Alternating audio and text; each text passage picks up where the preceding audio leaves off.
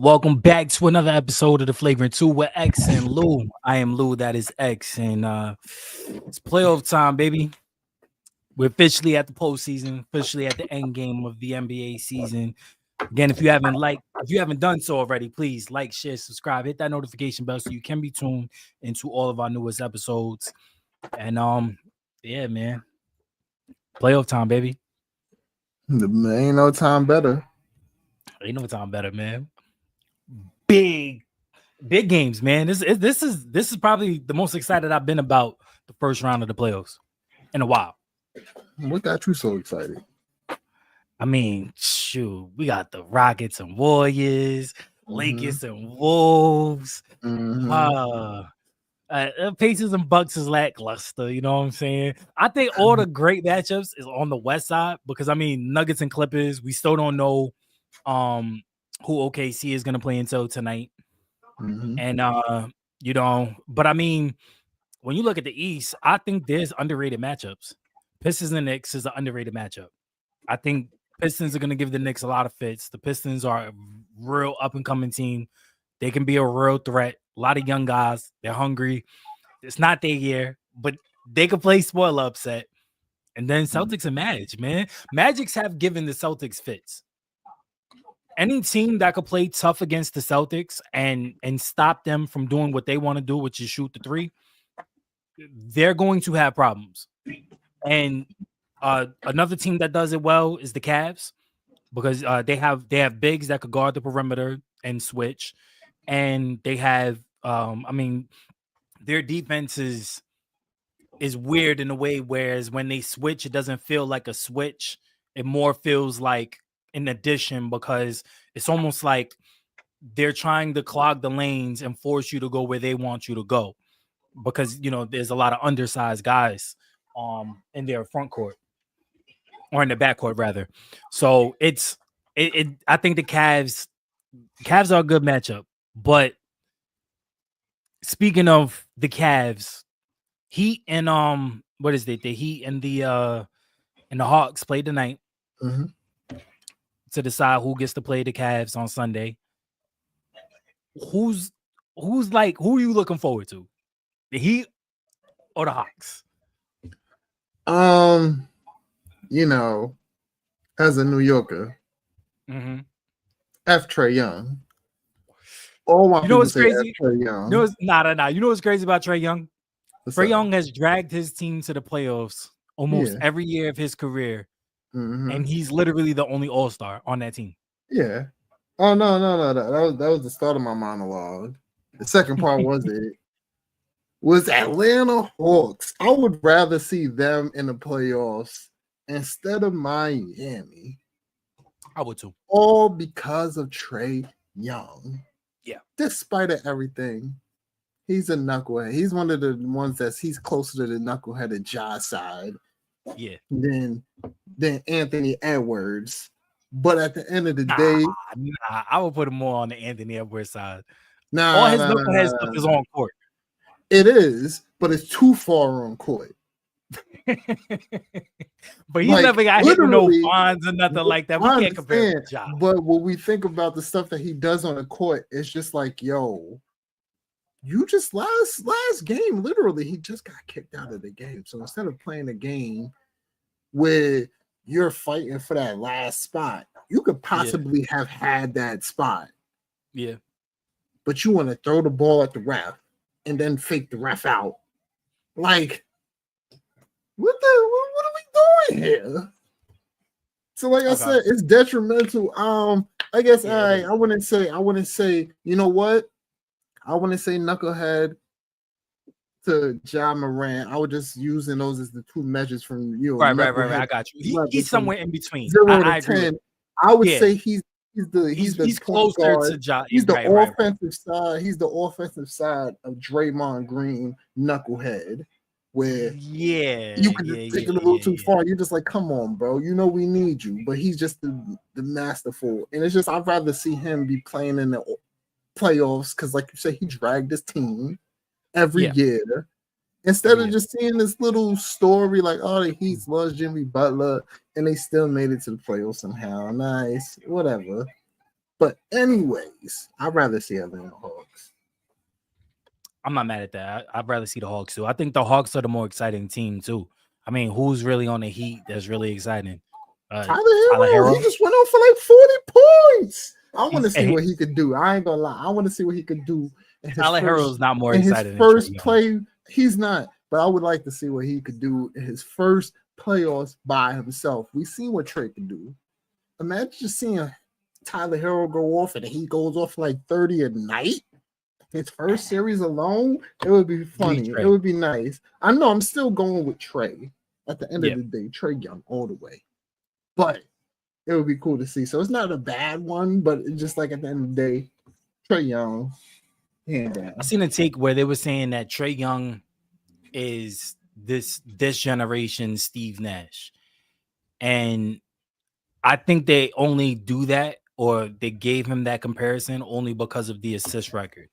Because he got like the assist record twice last year and this year. He led the league in assists. But whereas Steve Nash was more of a floor general, where he commanded his offense. The 7 seconds or less was it was feared, and it was feared mainly because of Steve Nash. Steve Young is a better shooter, but he's not a better floor general than Steve Nash. Yeah, I think when we got to look at stuff like that, and we hear stuff like that, I don't think they do it as apples to apples. Like the game changes, so it's like apples to oranges.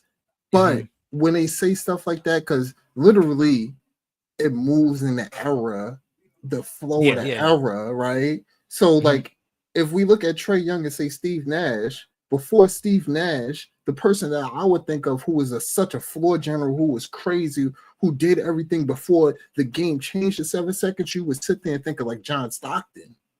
So it's like it moves with the era. So I would sit here and say, yes, he is this era Steve Nash, because at the time Steve Nash needed to be who was. He was. That era's John Stockton.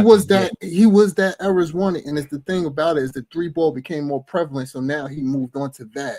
So literally, just like we sit here and say Shea is similar to Jordan in a way, like the way the game is played. Jordan, if he was in this era, that's probably how he would look, because his development would be different. I would sit there and say Trey Young is a Steve Nash of this era, and he just needs a big man. Like if he had a big man like Steve Nash had, you would sit there and be like, damn, okay. Because he already throws lobs to those. He was John Collins. He was making John Collins look good.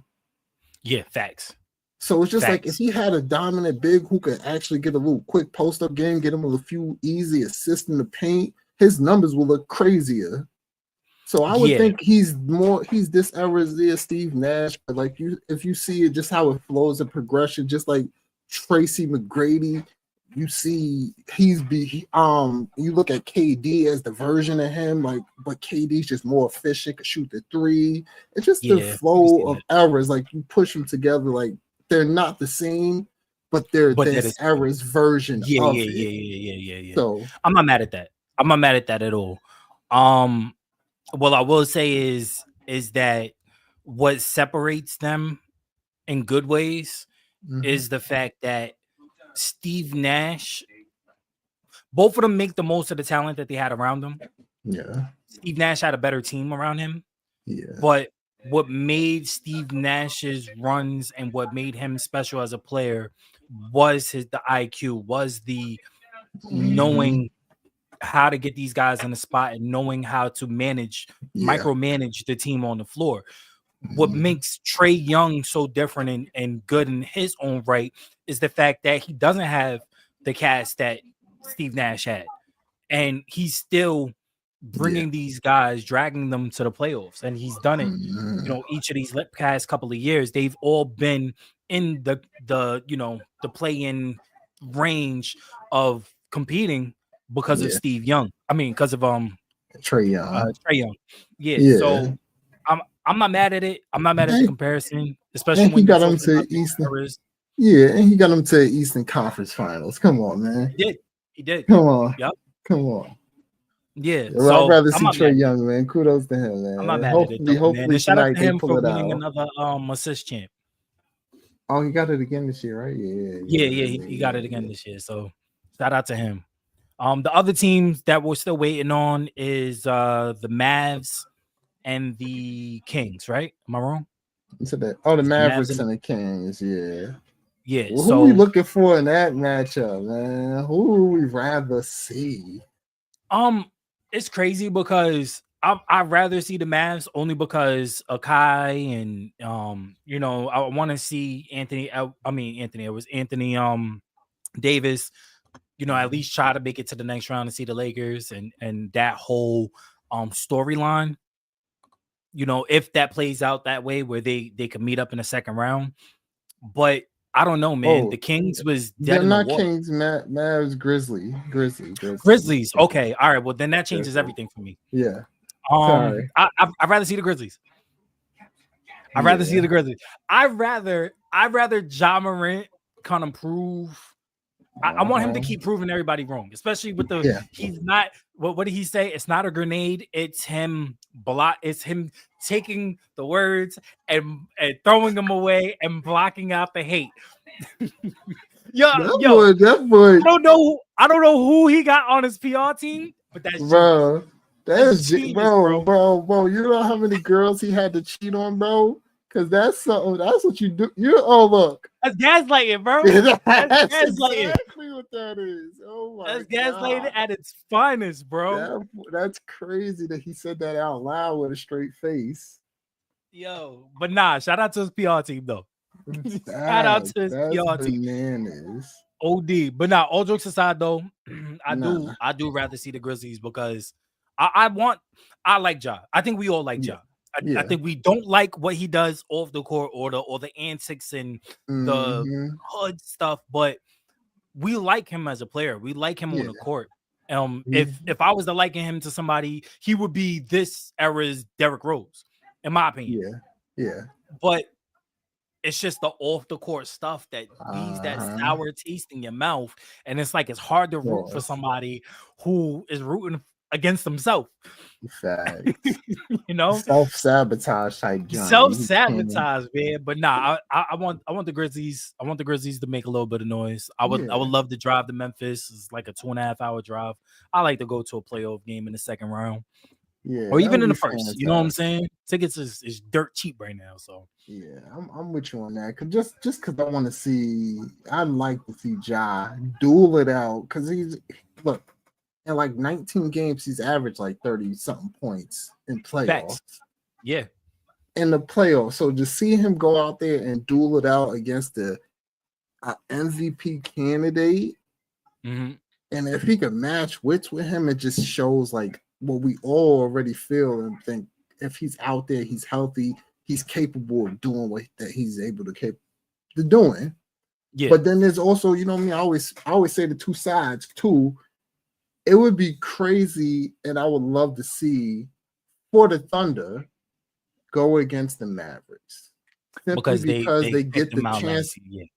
No, not even that. Simply because they get a chance to go against Anthony Davis. This gives them a chance to understand what their front court is possibly about. And give them a test so they could. No, it's just for them. Like, because I got them. What I mean is, I got them going forward regardless of who they play. But it will give them a test and understanding of how to play. So going to the next round and going into whoever else they got to play against, they have an understanding of how to play a dominant big who's not just space. Jaren Jackson just spaces the floor. Well, that's what I was going to get into, because I think if you get AD, he goes mid-range, he does things like that, so it gives you more and then understanding defensive. I just feel like Triple J is better defensively, whereas AD is better offensively. Okay. So if it does show them anything, it's going to show them what they have to do to kind of stop. That's exactly what I mean, because it's just like the offensive side we want to see. I want to see that somebody who can get the ball and you know what I mean, make plays at the wing and things like that. So OKC can understand what to do when they move forward. Because now if they play Grizzlies, it's a whole different dynamic on how they play compared to anybody else in the league. Yes and no. The only reason why I disagree is only because Triple J is he's a really good defensive big. And as far as, I mean, he can space the floor, he can hit the three, but he's not as an offensive threat as AD. I think that going forward, I think you're taking it back. You're taking it upside down because that's what I'm saying. I'm saying like they need to go against an AD. That's why I would like to see. Okay. So they need it because Jokic would ultimately it would give them a chance to go against somebody who's dominant like that, and so they could understand what their front court could do and what they have to do moving forward. When they I get that. So that's the only reason. That's on the OKC side of it. Like right. Want them to play for them so they can understand how to play against a dominant big. Yeah, I'm not mad at that at all. I'm not mad at that at all. I mean, but it's still Grizzlies. I'm rocking with the Grizz, but yeah. I'm not mad at that take either. It sucks even bringing up the Grizzlies because of the fact that they fired their coach like a week ago. You know what I'm saying? So it just sucks. It sucks for that kind of motion to kind of play into going into the postseason. So I almost want them to kind of like lose to show the front office, like, maybe, but it's like, you can't really put that on the front office because the guys still got to go out there and play. You can't put that on the players. So ultimately, I'm rocking with Ja. I'm hoping Ja could stop self-sabotaging himself, stop shooting him, figuratively shooting himself in the foot. Pun not intended. But yeah, man. Out of all these matchups, what's the matchup that you're most looking forward to seeing? Out of all of them that's currently going, because I think out of all of them, the one that has the most potential to go 7. Lakers and Wolves. Oh no, I was gonna say the Rockets and Warriors. Rockets and Warriors, because theirs have two different a lot of styles. Yeah, it's two different styles. Yeah, so you know what I mean. It's a clash of styles. It's seeing what the young boys in Houston can do against the vets and the Warriors.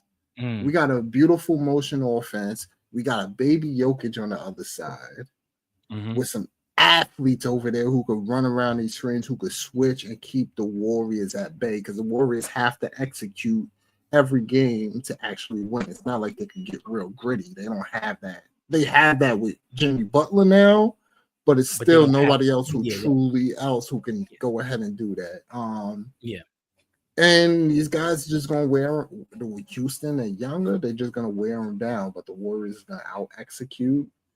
And out of those ones that we have set, that's really the one. It's not even a homer for me, like just because a Warriors fan. It's just because of the clash of styles compared to every other team out here.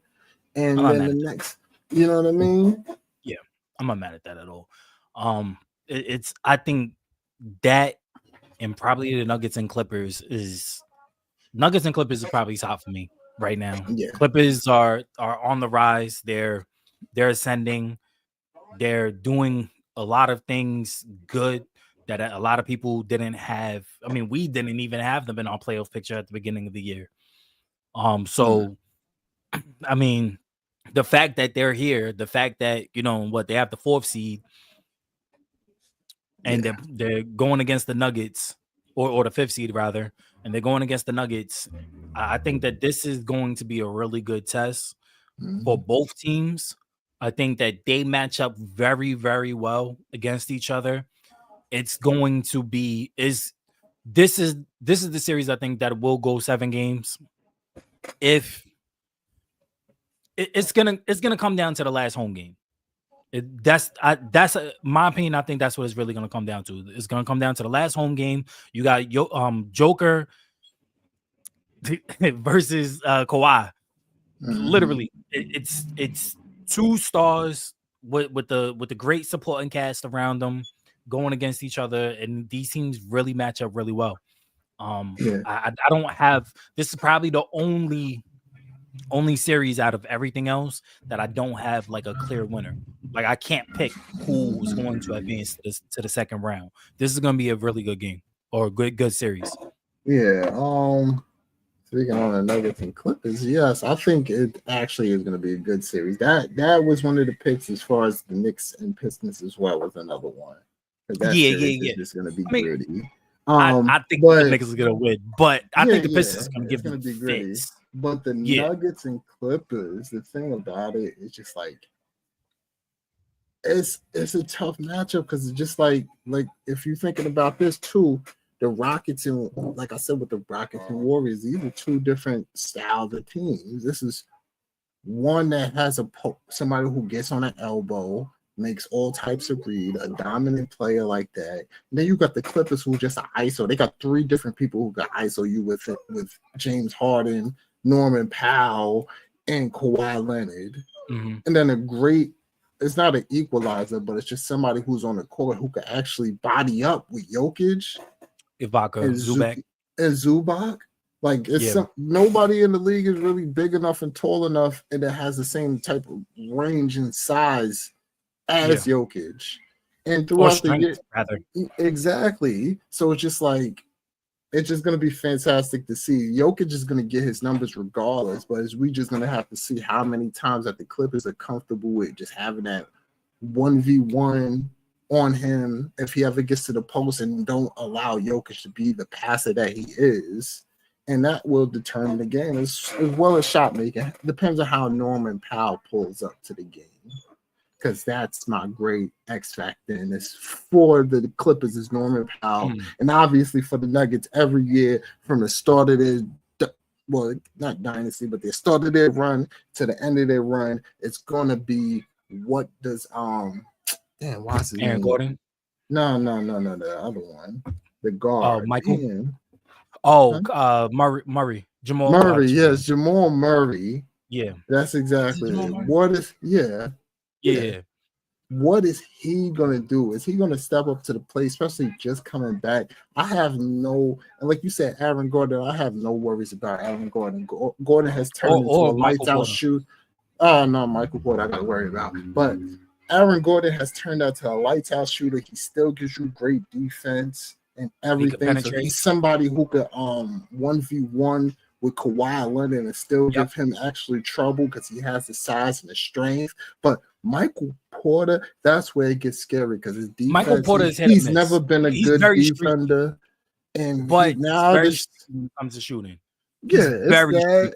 But it's not. I'm not even worried about the shooting because that's what he needs to do. And if he misses that, that becomes a problem because at the other side of the ball this year, defense, he has not been great. He has not been rotating properly. He has not been getting into positions. And now with a team like this, they're going to force him, especially with the ISOs, to be low man at times. They're going to put him on a low man responsibility a lot of the times. I know that's going to happen, and we're going to see what he does. It's either, like you said, either the switch or he's going to be low man. If they don't get the switch, he's going to be low man, and we're going to see if he's an offensive player. His defensive IQ isn't like that. So it's like, come on. We'll see. That's the worries of him. But Jamal Murray is definitely an X factor on one side, and Norman Powell is the X factor on the other side. I mean, I'm not mad at that. I'm not mad at that. I'll go one further. Terrence Mann. That might be my X factor. We know what we're getting out of Norman Powell.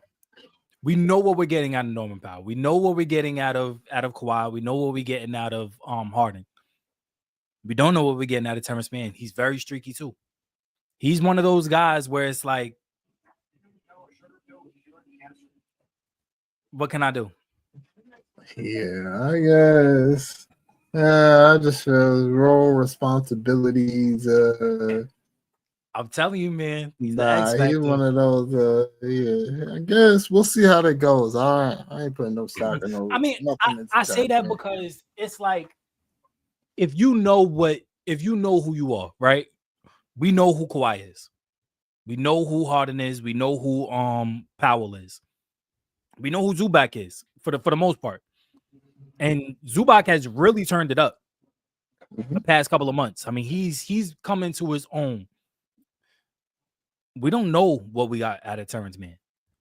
And it's like he does really well, and then he goes through these stretches where it's like, what are we doing? Why is he even on the court? Mm-hmm. But they have a lot of trust in this kid. I want to see if this is going to be the playoffs where he kind of breaks open. He kind of comes into his own as a player. Yeah. So that's why I call him as the X factor. But I get what you're saying on the flip side of that. Norman Powell is one of those guys who's very up and down too.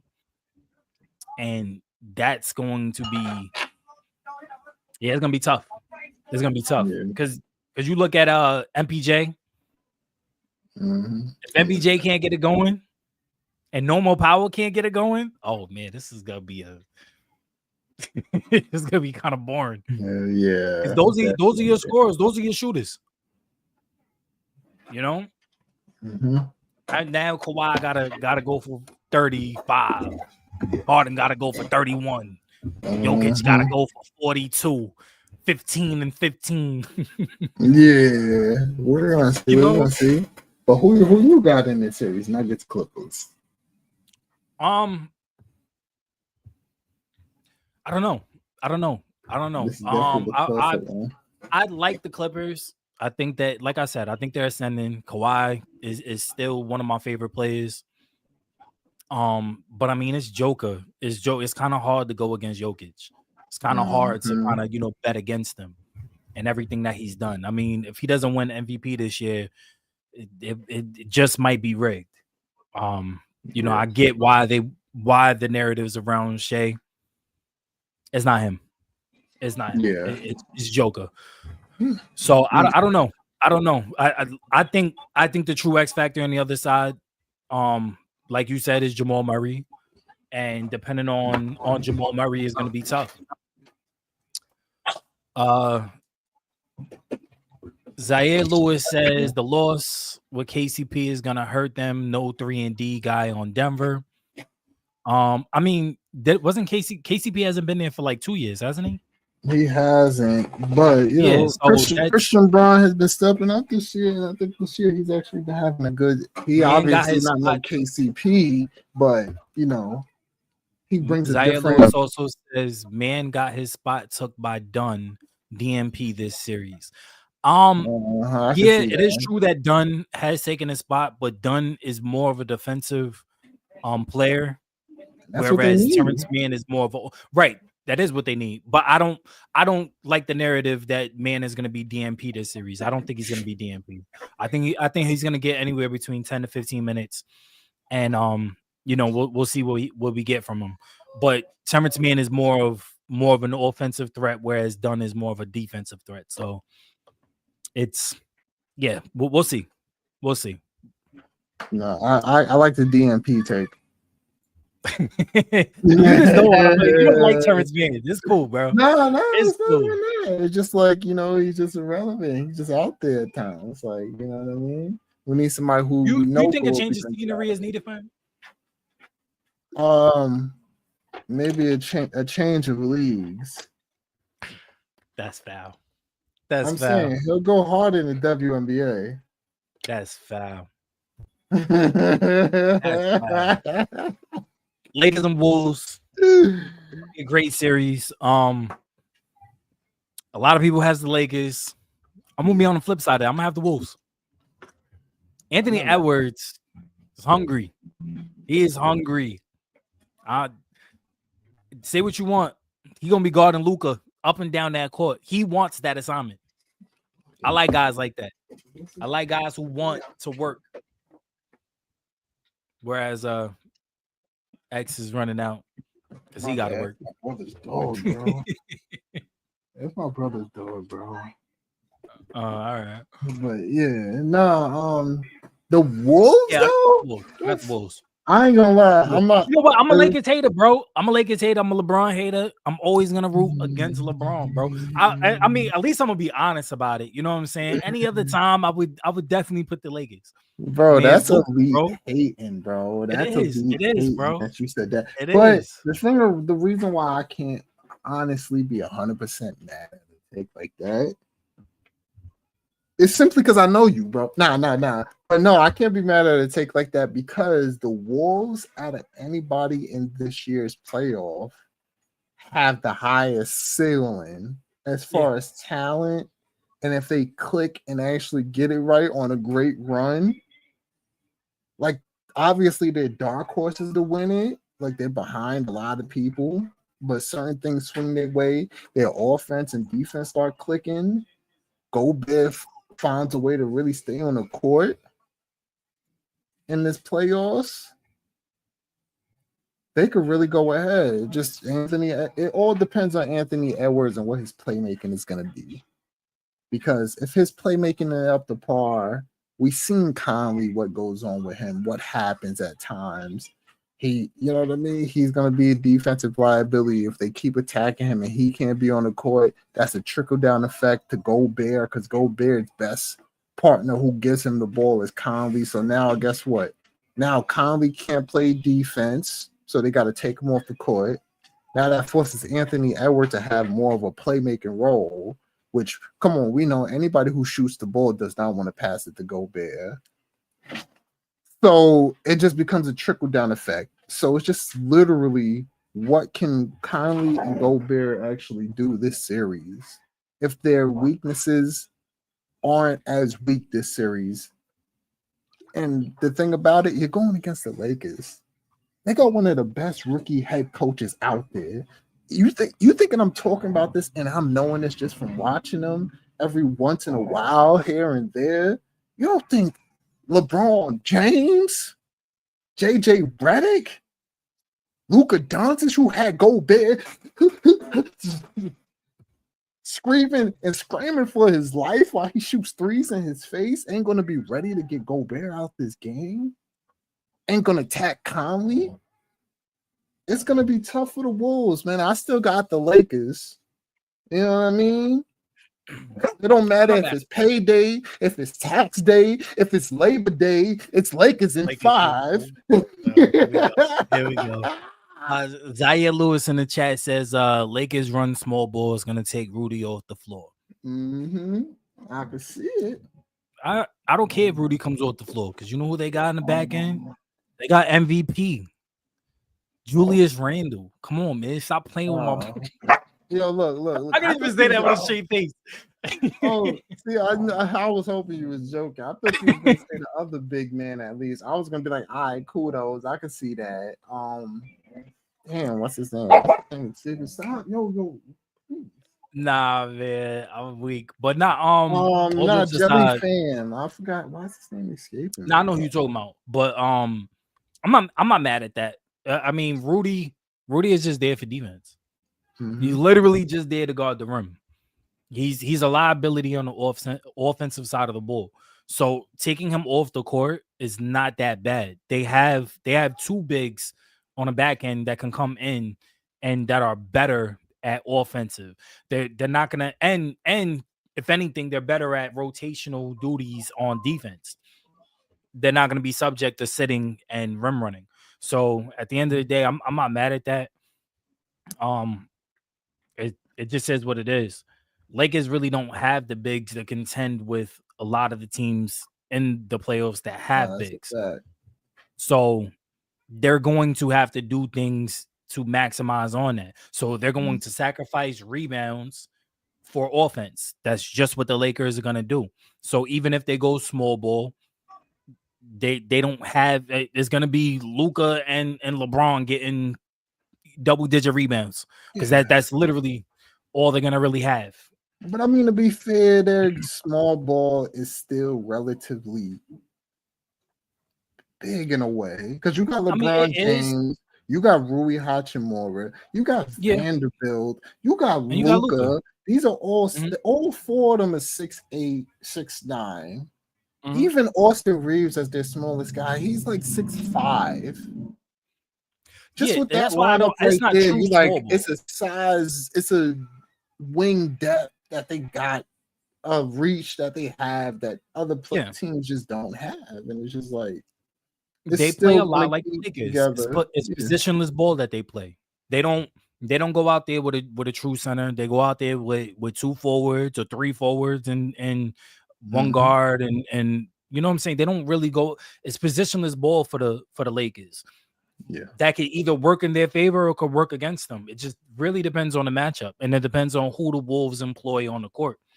When it comes to protecting the rim, that's going to be their biggest downfall. It's going to be their biggest problem. But again, it really all depends on who the Wolves are deploying at specific times, matching matchup for matchup. So I'm not really mad at that at all. If anything, I think that the Wolves hope that the Lakers go small ball so they can dominate more on the post and on the block. Yeah.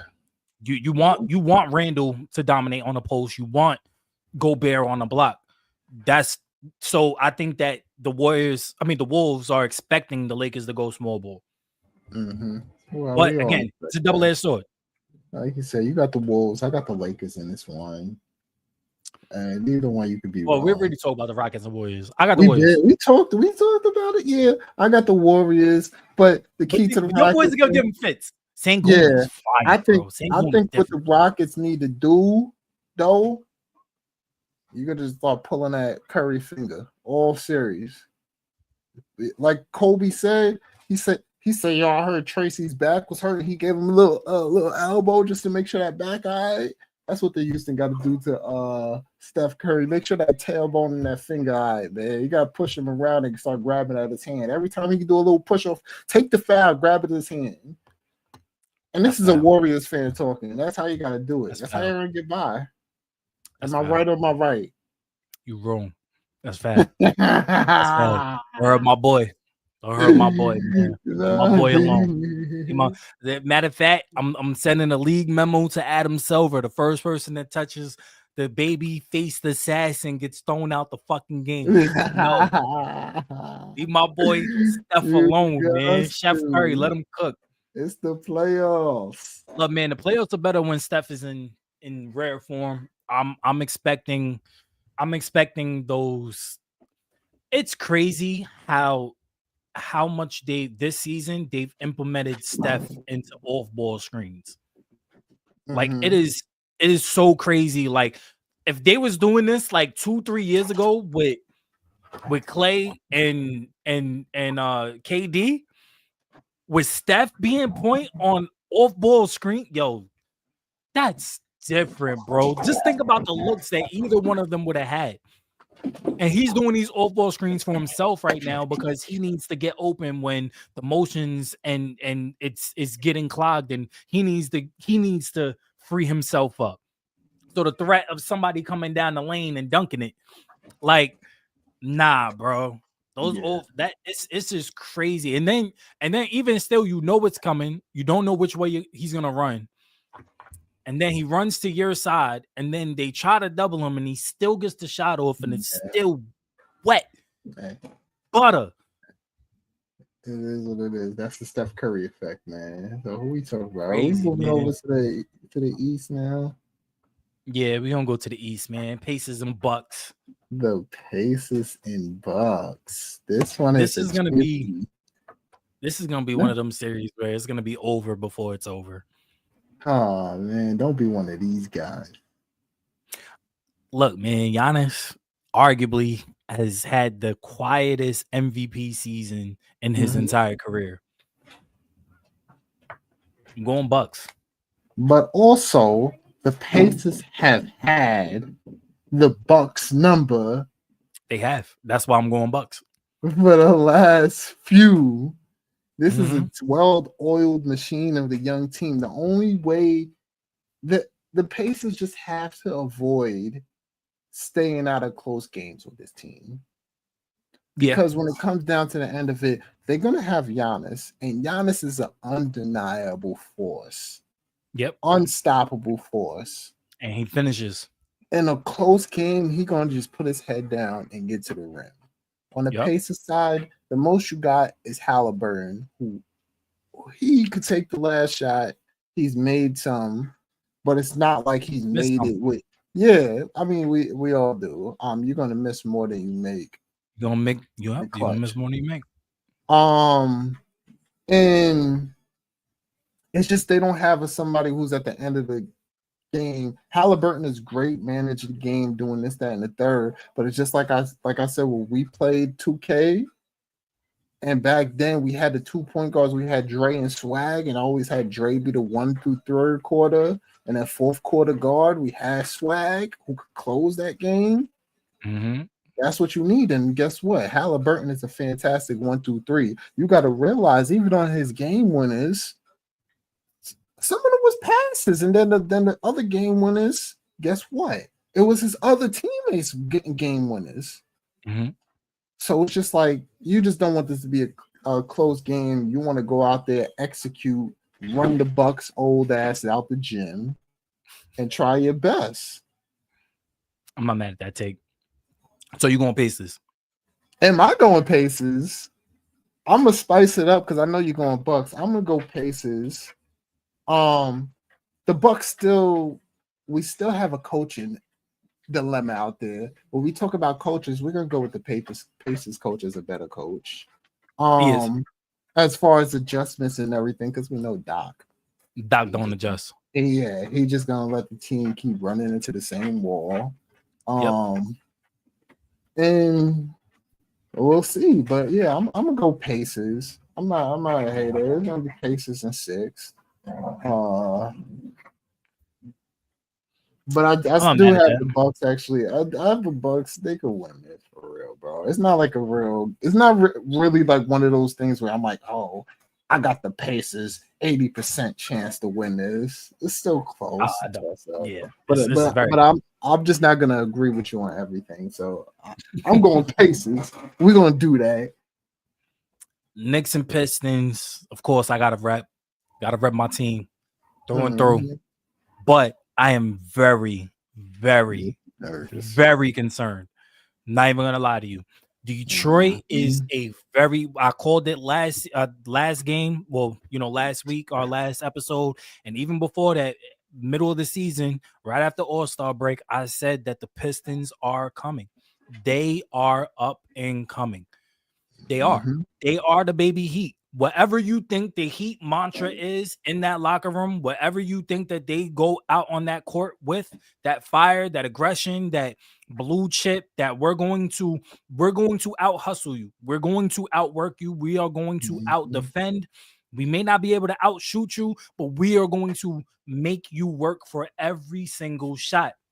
They're young, they're defensive minded, and I mean, Cade Cunningham has become one of the premier guards in this league.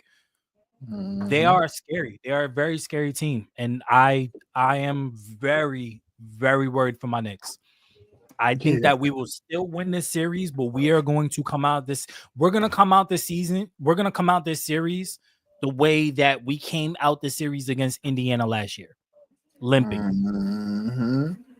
Yeah, that's definitely a fact, because you gotta already remember, coming into this with somebody already damn near limping. Brunson's came back, but he's still playing good. But guess what? He just came back off of an injury.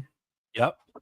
And guess what they have over there? They have great athletes who can defend, or who's gonna get up all in Brunson's chest. And then they got a knucklehead out there too. Yeah. So they got somebody who's willing to go out there and hurt people. As bad as that sounds, it's the truth. And it's just, they're a tough team, bro. So everybody's on that team. Very tough team. Except it's Tobias Harris. He's still soft.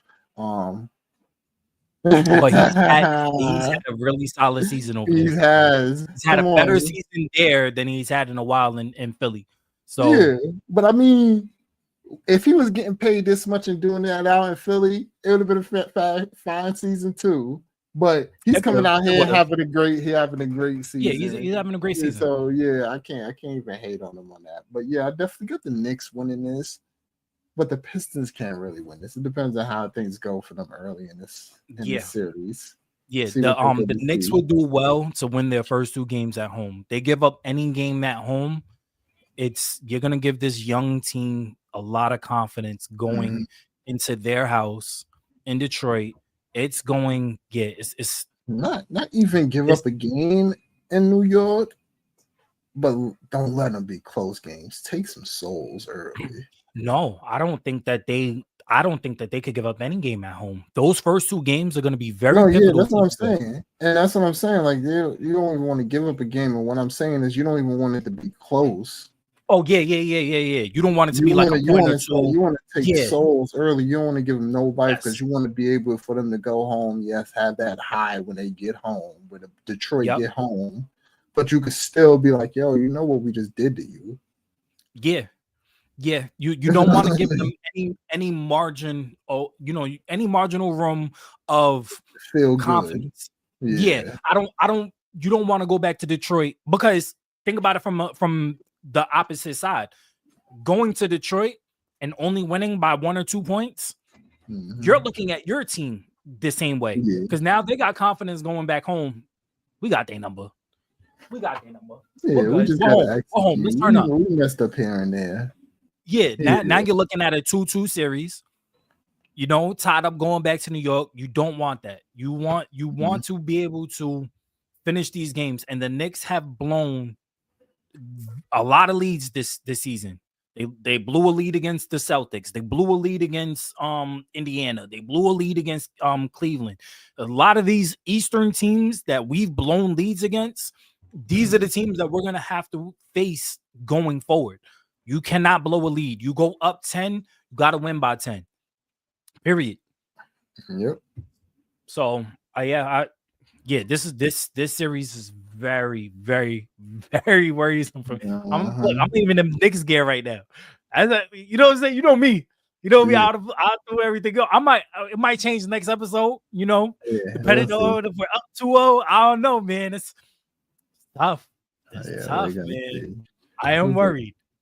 Yeah, I am worried. Confirmed in the Knicks. The Celtics, the defending champs. They're gonna lose. They're gonna lose. Who? Celtics. The defending champs? Yeah, they're gonna lose. Oh my god, you're a hater, bro. I'm not a hater. I like. I like the Celtics. I like Tatum. I like Brown. KP, ex-Nick. I love KP. Drew Holiday, come on, bro. Look at my guys. I'm all the way over there. These are my guys. But the Magic is at where Detroit is trying to get. The Magic is literally at where Detroit is trying to get to. As far as defensively, they just don't have the offensive power that the Magic has. The Magic has gotten better offensively. They have gotten better at the 3-ball, and they're probably one of the best defensive teams in the league. They're going to and they've had the Celtics number. I believe this year it was like 3-1 against the Celtics or something like that, and they beat them like that last year too. They've had the Celtics number the past 2 years. Zaya, I hope you're still in here, bro, because this guy is tripping. I need somebody I could talk to and who has some sense. I'm not disagreeing. I'm going over numbers with you fully because the Magic's, that's one of the teams, just like you said earlier, I felt the same sentiment, that the Magic's is one of the teams who defensively match up well across the board with size, strength, athleticism to deal with the Celtics. But the problem with this is the Celtics still have the best player on the court and who has for the last month been turning up even better, showing and proving even better that he's truly becoming a superstar in his own right in this league. Jason Tatum, nobody is going to stop him. Even with a bummed out, before I even say his name, a bummed out Finals MVP, Jaylen Brown, being hurt, these guys are still going to go ahead and close this out. Celtics is going to beat them. The Magic does not have enough closers, shot creators who can make their own shots in a consistent way to match up with their defensive stops. They have to get in transition. Then guess what? The Celtics is one of the best execution teams out there. With Joe Mazzulla, bro, for you to even pick the Magics, I'm going on Amazon right now. I'll put your address in and I'm sending a drug test over for you. All right? Because you have to be drug tested. You have to be stopped. You have to. If you think the Celtics are losing in the first round to the Magic. Is it that far-fetched? It's that far-fetched. Care to place a wager? It's too much holes. What are we talking about? Do you care to place a wager? What are we talking about? How much? What are we talking about? What's this wager? You care to place this wager? What's this wager? I'm fine with this wager. I'll go streaking in the middle of the street. Come on. I don't know. We'll discuss this wager off camera. I'll go streaking in the middle of the and I'll record it. I don't want to see that. I am not gonna send it to you. So what's the point of recording it?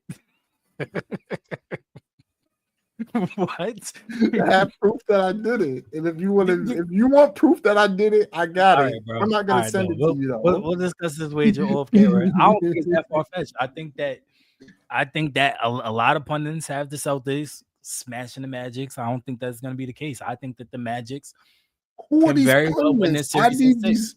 I need the verifications. I need to know. Give me a pundit.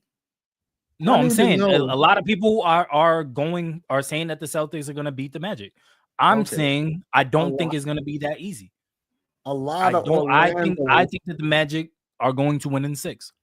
A lot of Orlando. All right. Fans. All right, man. I got the Celtics. Top 5 defensive team in the league, man, and they've stopped the Celtics plenty of times.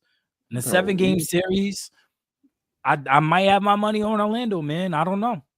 I don't know. What happens when the 3 is not falling for Boston? What happens then? They're gonna make Boston it work. Doesn't have a plan B. You gotta understand, this is still a team that shoots fantastic, and they always make it work. You gotta understand. You're talking about defense. You're talking about a top 5 defense going against a top 10 defense. And then we got to think about the offense. All right, their offense ain't flowing. Guess what? Their offense not flowing is better than the Magic's offense when it's flowing. Come on. Yeah, that's disrespectful to my boy Paulo. That's not disrespectful. That's not disrespectful. Guess what Paulo is? He's giving you enough numbers to beat Jaylen Brown. And guess what? You still got to deal with Tatum. Come on. Okay. Like I said, we're gonna play this wager, man. We're gonna get this wager. We're gonna do this off cam. We'll come back next Friday and we'll tell the people. Matter of fact, we'll put it on our Facebook page so everybody can see this wager. This is crazy work. Never have I been this disgusted. Thank you, people, for coming in today. Y'all already know the vibes, man. Like, share, sub, and all the above. We're gonna let y'all know exactly what this wager is, and I'm gonna donate the money that I get from him to y'all, bro, because this is just charity right here. Y'all already know the vibes, man. Like, share, sub, and all the above. Your boys is trying it out. That's nasty work. That's